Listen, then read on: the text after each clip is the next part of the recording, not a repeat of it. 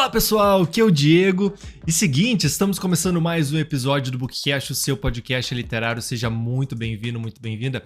Hoje eu vou trazer um livro para vocês aqui motivacional, não tem como fugir disso. Ele é um livro é uma autobiografia misturado com um livro de autoajuda, porque é impossível tu ler esse livro sem querer sair correndo por aí pela rua e fazendo exercício e querendo atingir o seu máximo potencial. Para quem não conhece esse autor aqui, acho que é muito difícil ter alguém que nunca cruzou com o conteúdo desse autor, porque ele tá super bombado nas redes sociais, principalmente no Instagram ali, que é a rede social que eu mais utilizo, assim. Ele, obviamente, eu fui impactado por ele antes de pegar o livro, então o livro veio depois de eu conhecer ele pelas redes sociais, e o conteúdo dele é super simples, e apesar de ser simples, ele é super impactante. Justamente, eu acho que por ser tão direto assim, ele tem, enfim, conteúdos relacionados a motivacionais no geral, voltados a atividades físicas, e depois eu vou entrar mais um pouco no detalhe do histórico desse autor aqui, dessa persona, né? Mas o fato é que eu conheci ele antes de pegar o livro, e obviamente a rede social me motivou, né, a ir atrás desse livro, a entender um pouco mais desse autor, com base nos conteúdos que ele compartilha na internet e continua compartilhando. Só que na rede social é aquilo, né? A rede social é o mundo externo das pessoas, então a gente nunca sabe a realidade atrás daquele post, na verdade, né? Atrás daquele vídeo, atrás daquela foto de restaurante chique, de viagem, de conquistas, e a gente nunca sabe o que tá atrás da vida dessa pessoa. E eu fiquei bem feliz de saber que o conteúdo dessa pessoa aqui é bem condizente com o mindset dela, a vida diária dessa pessoa aqui, basicamente. Então, pelo menos é o que eu acredito, né? Lendo o livro e também comparando com os conteúdos que ele acaba postando e tal, o dia a dia dele. Eu achei bem motivador nesse ponto, assim, de não ser um livro que é mais do mesmo no sentido de, o cara nem se esforça tanto e ele pinta uma persona ali na rede social que não é ele. Tipo, ele não foi forjado a ponto de ter aqueles conteúdos genuínos, assim, genuinamente dele, né? Mas, pelo menos na minha opinião, lendo esse livro, eu pude entender um pouco mais do histórico desse autor, dessa pessoa, do que ele passou na vida para estar onde ele está agora, que é não só famoso, mas enfim, nas palavras dele, atingindo o potencial máximo que ele pode atingir, né? Então, vou entrar um pouco mais no detalhe do livro depois de eu passar a ficha técnica dele. Quero agradecer a todos aí pela audiência. Se você não me segue aqui no Spotify, por favor, me siga. E também a gente está no YouTube, youtube.com/bookcastoficial. E no Instagram você pode me seguir no @DiegoSgon ou @bookcastoficial, né? Mas o mais importante é que você me siga aqui no Spotify, que é o maior número de pessoas que estão aqui me assistindo, eles vêm pelo Spotify. Mas se você estiver no YouTube também, se inscreve no canal, dá joinha no vídeo e comenta aí para criar engajamento, né? Mas vamos lá, vamos falar desse cara aqui que ele é super famoso e vamos ver se ele é real, digamos assim, né? Deixa eu passar a ficha técnica do livro primeiro. O nome do livro é Nada Pode Me Ferir. O nome do autor, então esse cara que eu venho falando, né, é o David Goggins. Eu acredito que a arroba dele no Instagram seja @David Goggins ou alguma coisa parecida. Se tu digitar David Goggins na internet, tu vai achar tudo dele, não só os livros, mas também as redes sociais dele, né? O ano original de publicação desse livro nos Estados Unidos foi em 2018, ele é um americano, né? Então 2018, aqui no Brasil foi 2023. A editora aqui no Brasil é a Sextante, e o livro contém 409 páginas. Então, ele não é um livro pequeno, mas ele também tem algumas fotos ali no meio e tal. Então, e ele é um livro bem fácil de ler. Então, não se assuste com o número de páginas que tá aqui no livro, né? Mas enfim, antes de eu começar falando um pouco do resumo da história, eu só quero terminar esse assunto de rede social, né? Ele é um cara super famoso, tem milhões de seguidores, ele faz palestras ao redor do mundo falando basicamente de motivação e de como que a gente pode atingir esse nosso potencial completo, né? Essa questão talvez super contemporânea de a gente sempre se esforçar ao máximo das nossas habilidades mentais e físicas para conseguir alcançar resultados nunca antes imaginados, digamos assim, né? Então ele construiu essa persona dele com base nessa narrativa, né? E com base nele ser ele se auto... Não, ele não se autodeclama, mas a galera chama ele de The Baddest Motherfucker on the Planet. Tipo, o cara mais fudido do planeta, basicamente, traduzindo para português. Então, ele se coloca como sendo essa pessoa e mostrando exemplos, né? O porquê que ele é tão foda fisicamente, o que faz dele ser diferente de vários outros perfis aí de rede social que também acabam compartilhando discursos motivacionais. A gente tem os coaches, a gente tem os Pablos Marçais da vida aí também, que não tô comparando, tá? Mas eu só tô dizendo que tem vários perfis e pessoas que acabam produzindo esse tipo de conteúdo, mas por que esse cara ficou tão famoso a ponto de ele lançar 2 livros, os 2 serem best-sellers? Eu tô falando aqui do primeiro livro dele lançado, né? Como eu falei aqui em 2018, chegou aqui no Brasil nesse ano. Então, assim, David Goggins, ele é o The Baddest Motherfucker on the Planet, e esse livro mostra um pouco do porquê, né? E o título do livro é bem impactante também, Nada Pode Me Ferir. Então, tu já denota que a história dele vai ter muitos perrengues aqui que ele vai compartilhar com a gente, né? Então, como eu falei, muito famoso nas redes sociais, geralmente posta vídeos correndo com alguma mensagem motivacional, né? Daí, como eu falei, é difícil separar o que é real, o que não é real. Até por isso, eu fui pegar o livro, assim, para entender um pouco mais dessa persona que tá atrás dele, né? Aí começa a entrar os porquês, né? O porquê desse cara ser tão famoso e as postagens dele serem tão famosas e ele conseguir perpetuar essa imagem de The Baddest Motherfucker on the Planet, né? Ele é o único homem, até então, né? Na época do lançamento do livro, acho que ninguém fez isso. O único homem a completar o treinamento de elite como Navy SEAL, Army Ranger e o TACP, que é o Air Force Tactical Air Control Party.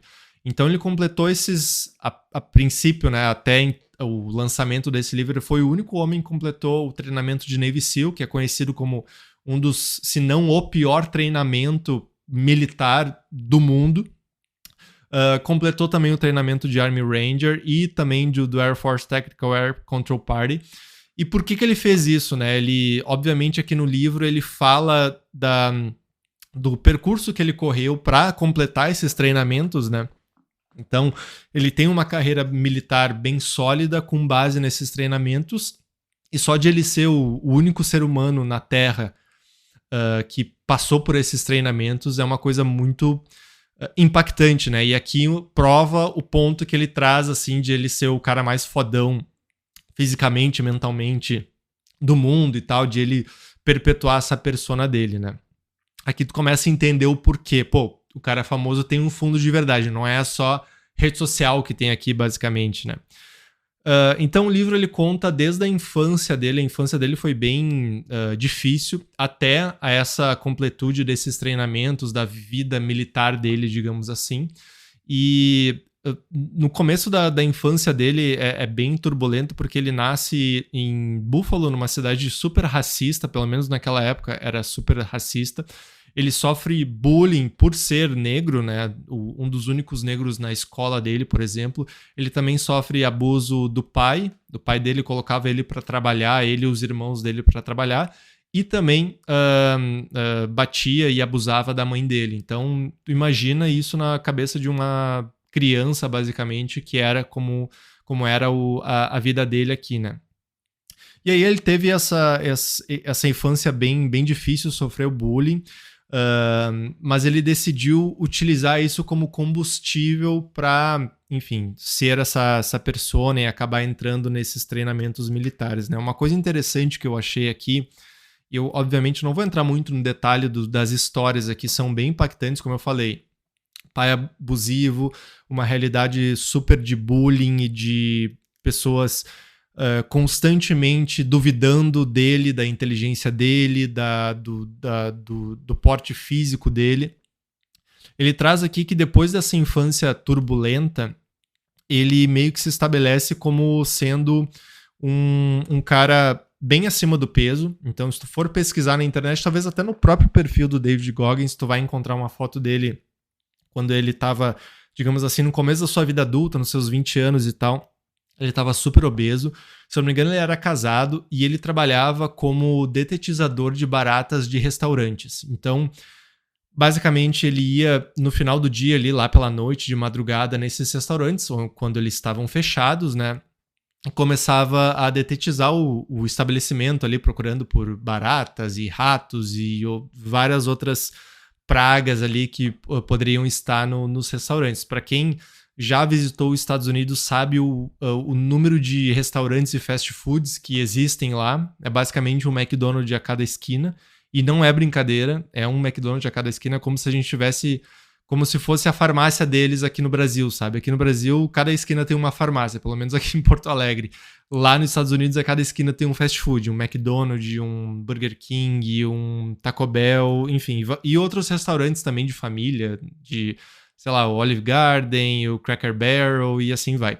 E aí ele ia nesses restaurantes de noite, assim, e nesse momento, como eu falei, ele estava acima do peso, ele trabalhava de madrugada e, pô, ele tinha que tirar as pragas dos restaurantes. Então, o que ele encontrava de nojeira nesses restaurantes, tu imagina. É aquela coisa, né? Tu nunca queira conhecer cozinha de restaurante, porque tu nunca vai comer naquele restaurante depois disso, né? E aí, ele diz que nesse momento ele começa a perceber que, tipo, a vida dele tá uma merda, sabe? Por mais que ele tenha tido esse passado meio difícil, ele não fez com que esse passado definisse ele nesse sentido. Ele não permitiu que esse passado definisse ele. Então ele tava meio que trabalhando e falou, quer saber? Eu vou começar a mudar minha vida por algum lugar, assim. Então, nessa época, ele nem fazia exercício físico. Ele falou que o prazer dele era chegar em casa e tomar um milkshake, tipo, super não saudável para uma pessoa fazer, né? E aí ele começa a criar essa mentalidade, a prova de balas que ele traz aqui, que é realmente ir atrás do que ele quer e realmente mudar a vida dele pelo exercício físico. Eu achei muito interessante isso, quão colocar teu corpo em exercício, em movimento, faz com que a tua mente mude também. E às vezes o contrário não funciona muito bem. Tu fazer o exercício esperando que a tua mente se adapte àquilo. Então, nesse caso aqui, primeiro a mente percebeu isso para depois começar a mover o corpo e realmente mudar a mentalidade dele. Mas eu achei muito interessante esse clique, né? Esses pontos de inflexões que a gente tem na nossa vida.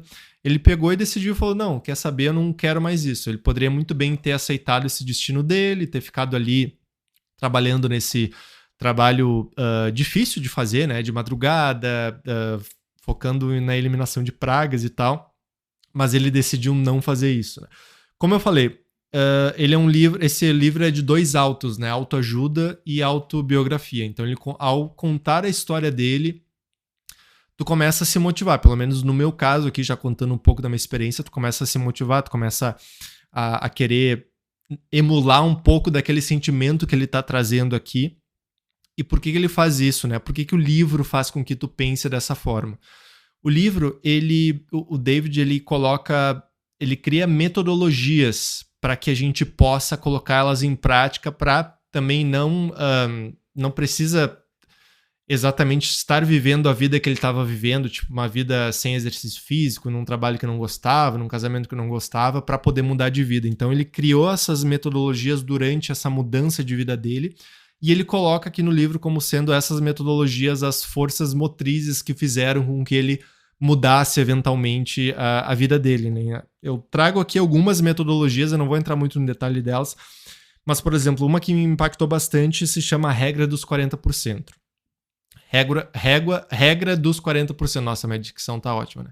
O que é a regra dos 40%? Ele fala que tu imagina que tu tá fazendo um exercício na academia, por exemplo, ou tu tá correndo, daí tu corre 1 quilômetro, corre 2 quilômetros, corre 3 quilômetros, corre 4 quilômetros, corre 5 quilômetros. Quando tu tá no 5º quilômetro, assim, que tu pensa, que a tua mente pensa, cara, eu não consigo mais, a minha canela não para de doer, a minha panturrilha tá com cãibra já, o meu pescoço tá doendo de ficar com a cabeça pra frente, eu não consigo mais correr. Ele fala que nesse momento que a tua mente começa a duvidar de ti, ou seja, colocar tipo empecilhos de, por exemplo, tá doendo a tua canela, tá doendo os teus braços de correr, tá doendo a tua panturrilha, tá com câimbra, tipo, a mente começa a te mandar recados, assim, sabe? que obviamente fazem com que tu, na maioria das vezes, pare, né? Ou queira parar, pelo menos, né? E aqui não. Aqui a regra dos 40%, ele fala exatamente isso. Quando tu chega nesse patamar da mente começar a duvidar de ti, tu chegou só nos teus 40% do que tu pode chegar. Então, se tu estivesse correndo, sei lá, estivesse no 5º quilômetro da tua corrida, se essas dúvidas começarem a falar contigo na tua cabeça, tu ainda vai ter mais, sei lá, mais 10 quilômetros para correr porque tu só alcançou os teus 40%. Então essa é a regra dos 40%. Aqui no livro ele não se interessa muito na parte científica, tá? Isso é importante dizer, não tem... Apesar de ele falar ali as doenças que ele teve, alguns problemas físicos e trazer um pouco de ciência por trás disso, essas metodologias aqui, por exemplo, não são cientificamente provadas nem nada, só são cientificamente provadas por ele, no caso, né? Nesse caso. Então é um teste que foi feito ali com ele e deu certo. Então ele não traz um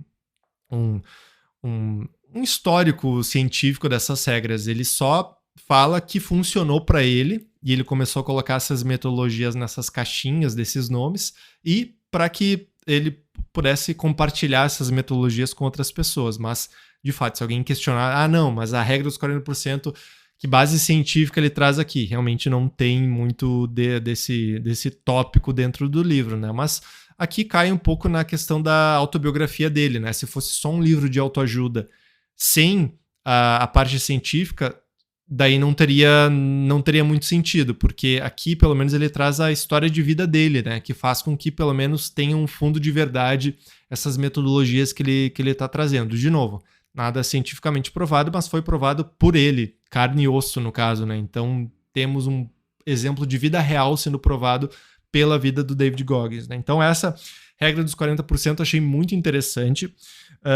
O espelho da responsa também, ele traz aqui uma metodologia que é basicamente tu olhar para o espelho e tu se colocar responsável daquilo que tu quer, ou daquilo que tu fez, ou daquilo que um erro que tu cometeu, ou uma conquista que tu teve, ou uma conquista que tu quer ter, é tu olhar para o espelho de manhã ou de noite, enfim, e falar, cara, eu preciso fazer isso, eu preciso conquistar isso, é minha responsabilidade, tipo, não tem mais ninguém que tu possa colocar como responsável senão tu mesmo. Então, nesse quesito aqui, ele faz com que a gente pare de se vitimizar das situações. De novo, ele poderia ter colocado a culpa de ele ser sobrepeso, de ter um trabalho que não gostava e tal, poderia ter colocado essa culpa nos pais dele, né, no antepassado dele, mas não, ele, por essas e outras metodologias, começou a realmente quase moldar a mente dele de uma maneira diferente, sabe? Então é impressionante o nível de motivação, de energia, de disciplina que ele teve para mudar, dar um giro 180 na vida, basicamente, né? Então o espelho da responsa é mais outra metodologia interessante. Aqui tem outra que ele fala bastante nos treinamentos militares, que é a captura de almas, né? Vou capturar tua alma e tal. Então, quando ele, durante os treinamentos militares aqui, eu vou entrar depois um pouco no detalhe, são super pesados e tal, então, capturar a alma, o que significa? Sei lá, o comandante do treinamento dá uma orientação, tipo, vocês têm que pegar aquele toco de madeira e transportar ele daquela praia para aquele outro ponto da praia, um exemplo. E aí ele pegava aquele toco de madeira e levava, mas daí, tipo, ele sempre surpreendia o comandante. Ele não só levava, mas ele trazia outro toco. Ele levava e trazia 3, 4 vezes. Ou ele entrava no mar com um negócio e depois voltava. Tipo, ele superava a expectativa daquela pessoa que mandou ele fazer alguma coisa, basicamente. Então é por isso que ele fala, não, eu capturei a alma daquele comandante. Porque quando ele me mandou fazer aquilo, ele duvidou que eu fizesse aquilo, mas eu fiz 3 vezes o valor daquilo. E ele ficou me olhando com uma cara, tipo, impressionado, assim, porra, como é que aquele cara conseguiu? Então, meio que explicando num resumo bem esdrúxulo aqui, isso é capturar a alma, né? Então, tu imagina na tua vida mais fora dos treinamentos militares, mas tua vida profissional, por exemplo. O teu chefe te manda entregar um relatório amanhã pela manhã, ou sei lá, amanhã no final do dia, e tu nem começou. Aí tu chega lá, tu entrega não só o relatório, mas 3 outras apresentações que tu fez e tal, relacionadas àquele tema, tipo, e o teu chefe vai ficar te olhando assim, bah, como é que tu conseguiu fazer isso? Aí tu capturou a alma dele. Tô, de novo, explicando aqui de uma maneira bem simples, mas espero que vocês entendam, né? E aqui no livro ele entra muito mais no detalhe, não só da metodologia, mas como ela funcionou nessa jornada de autorreflexão que ele teve, né? Outra delas aqui das metodologias é a mente blindada, né? Mente blindada, mente calejada, que é basicamente a pessoa passar por todas essas dificuldades e cada dificuldade que tu passa, a tua mente fica um pouco mais calejada. É como se tu, sei lá, treinasse e fizesse musculação e começasse a criar calos aqui, conforme quanto maior peso tu vai pegando, mais calos tu vai criando e tal, e tua mão fica não tão sensível assim. É um pouco do que eu entendi aqui dessa metodologia que ele trouxe, mente blindada, mente calejada. Então, a explicação aqui é que depois de vários desafios que tu passar, tua mente vai estar super mais blindada, super mais calejada para, enfim, alcançar outros desafios mais difíceis ainda, né? Essa é basicamente a explicação por cima, né? O ponto aqui alto desse livro aqui para mim foram as passagens dos treinamentos militares. São muito fodas, muito fodas. Eu nunca servi, não sou,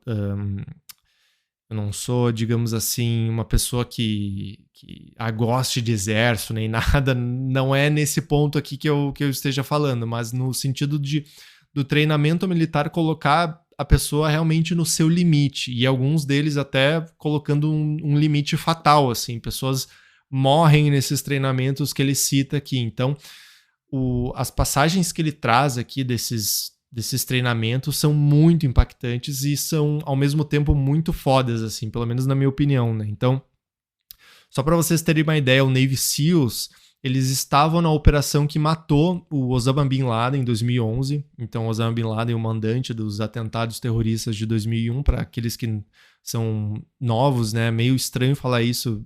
Talvez pessoas que nem estivessem vivas no atentado de 2001 estejam ouvindo esse podcast para ver o quão velho eu sou, né? Mas enfim, o mandante desses atentados acabou sendo morto pela Navy SEALs, que é uma equipe tática militar dos Estados Unidos, só com, digamos assim, a nata da nata da equipe tática, né? Dos militares dos Estados Unidos. Então, para te ver o tamanho da qualidade que essas pessoas têm, tanto mentalmente quanto fisicamente, para conseguirem, enfim, criar uma operação e executar uma operação tão perigosa como essa, por exemplo. Mas, enfim, eles fazem várias outras coisas, né? Então, um dos pontos do treinamento do Navy SEALs é chamado de Semana Infernal, que a Semana Infernal é basicamente uma semana do inferno, assim. Eles vão lá para um acampamento lá militar e eles fazem todo tipo de treinamento possível. Por exemplo, esse exemplo que eu dei de carregar um tronco de madeira de um lado para o outro, tipo, eles realmente fazem isso e carregam o tronco para cima e para baixo e tal. E se tu for ver nas redes sociais do David Goggins, esse negócio de carregar o tronco, carregar a madeira, assim, ficou bem incrustado, assim. Quando ele vai fazer palestra, a galera quer fazer isso, leva um pedaço de tronco, sei lá, para tirar foto, enfim. Então isso ficou bem marcado nesse livro. E ele falando da Semana Infernal, assim, é bizarro, sabe? Ele falando que no momento, para vocês terem uma ideia, tá? E não é nenhum spoiler aqui, tá? Mas ele tentou passar por essa Semana Infernal 3 vezes. Nas 2 primeiras ele não conseguiu. Teve uma que ele falou que, tipo, o pé dele tava quebrado, mas mesmo assim ele continuava correndo, sabe? Então, para te ver o quão bizarro é a mentalidade que essas pessoas têm que ter para atingir esses níveis, digamos assim, quase sem erro, assim, de performance física e também mental. O mental aqui, ele aborda muito. Ele fala que a mente, ela limita o corpo a atingir coisas.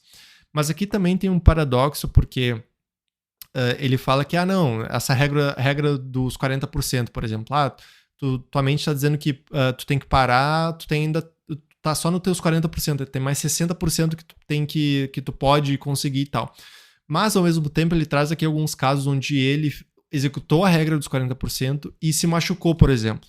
E aí, quando ele se machuca, ele não consegue alcançar o nível máximo. Então, com a maturidade que ele começa a entender, a passar por esses treinamentos mais pesados, assim, ele começa a entender, não, eu não posso ir também com muita força aqui no começo, porque eu preciso dessa força lá no final.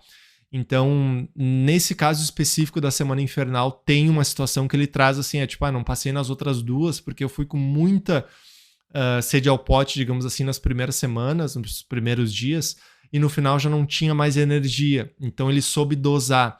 Então é interessante esse paradoxo que ele traz da regra dos 40%, que ela é aplicável, mas em nem todo caso ela vai dar certo. Nesse caso, porque tu pode acabar se machucando e tal. E, de novo, como eu falei, não tem nenhum embasamento científico aqui, não que precisasse ter nesse contexto aqui, mas de fato não tem, então não tem como comprovar assim que tu vai não acabar se machucando se tu empregar algumas dessas metodologias, né?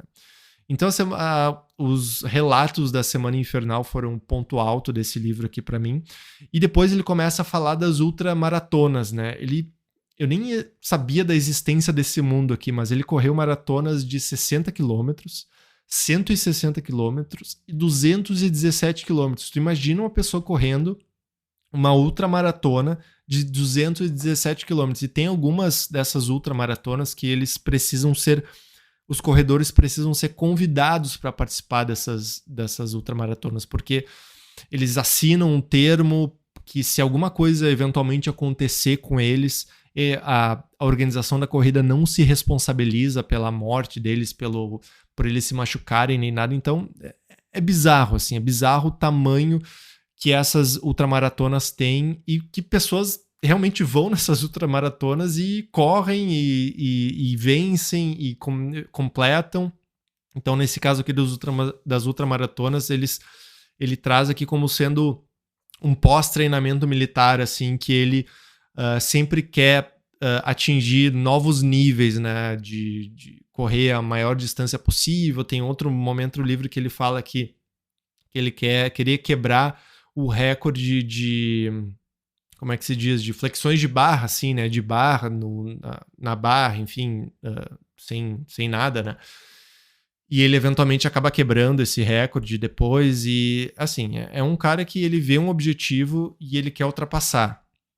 E é interessante um livro desse jeito, de um cara que é tão presente na rede social, porque tu consegue completar muitas informações que ele traz no livro com os posts da rede social. Então, teve um momento específico que eu estava lendo o livro, depois eu fui ver um post que ele fez.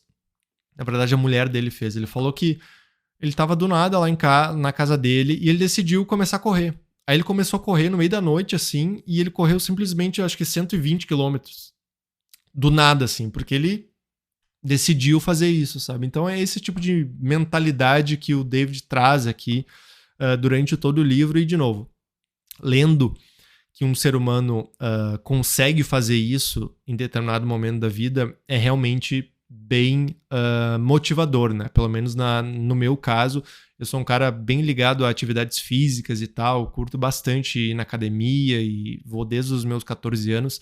Então, foi algo que me impactou nesse sentido. Assim, eu posso dizer que eu aumentei pesos na academia por causa desse livro. Tipo, eu literalmente peguei uma dessas metodologias, que é a regra dos 40%, peguei e falei, não, a minha mente está falando que esse peso aqui está muito alto, que eu não consigo puxar. Deixa eu desafiar ela, deixa eu entender se realmente esse é o caso. E eu fui lá, aumentei o peso e consegui fazer o exercício com aquele peso. Então, de novo, não tem embasamento científico aqui, tem muita coisa da cabeça. A nossa mente, eu acho que a gente nem sabe o quanto que a mente tem um impacto no nosso mundo físico, assim, no nosso corpo físico, né? Então, nesse caso, eu posso dizer que o livro Nada Pode Me Ferir, do David Goggins, me fez aumentar pesos na academia. Só que é um estado mental bem difícil de manter, sabe? Porque é difícil tu estar motivado todos os dias, tu acordar motivado, eu vou trabalhar motivado, eu vou treinar motivado, eu vou correr motivado, É bem complicado tu manter esse nível de motivação durante toda a tua vida. Só que aqui o David traz como sendo algo possível. Não só algo possível, mas executado e provado aqui no livro. Provado tanto pelos treinamentos militares, quanto pelas ultramaratonas que ele executa aqui. Então, realmente, por mais que tu duvide dele em alguns momentos e tal, é impossível tu ignorar os fatos que ele traz aqui. Então, é por esse motivo que esse perfil dele, da rede social, não é mais um coach, não é mais uma pessoa só jogando palavras ao vento de, não, motivação é isso, tu tem que superar teus limites. Isso meio que todo mundo quer e todo mundo sabe, assim, mas outra questão é realmente tu colocar e executar esse tipo de ação, né? Isso é outra história. Né? Então, assim, minha opinião final desse livro me impactou mais do que eu imaginava. Eu tava com um pé atrás quanto a essa persona de rede social que ele havia criado, e esse livro realmente corroborou essa persona. A sinceridade do autor, super relevante, super interessante, por mais que em alguns momentos ele meio que esconda, entre aspas, as falhas dele. Por exemplo, em alguns momentos ele fala, porque daí eu me divorciei nesse momento. Tipo, ele não fala muito do divórcio, sabe? O que aconteceu nesse divórcio? Será que foi culpa dele? Será que foi culpa da pessoa, sabe?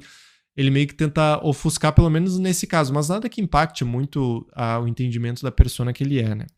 E, de novo, aumentei meus pesos por causa desse livro. Eu acho que só por isso já valeu a pena a leitura, né? Então, espero que vocês tenham sido motivados a ler esse livro. Se você não se sentiu motivado, vá no perfil dele. Você vai com certeza se sentir motivado para fazer o que quer que você queira fazer, nesse caso aqui. E ele tá com o segundo livro agora, o Nada Pode Me Parar, eu acho, ou Nunca Hora de Parar, alguma coisa assim. Eu até tenho ele aqui atrás, depois eu tenho que pegar. E eu tô bem ansioso para ler esse livro, porque esse segundo livro, eu acho que vai falar muito da vida dele pós-fama. E para ele, como é que foi ele lidar com, tipo, essa, digamos assim, calmaria mental que acontece depois da fama, quando a pessoa consegue dinheiro, consegue grana, consegue notoriedade. É muito fácil a pessoa se acostumar com essa vida mais confortável, assim, tipo, não preciso trabalhar, não preciso mais fazer muita coisa, assim, para conseguir coisas, para conseguir, enfim, uma fonte de renda.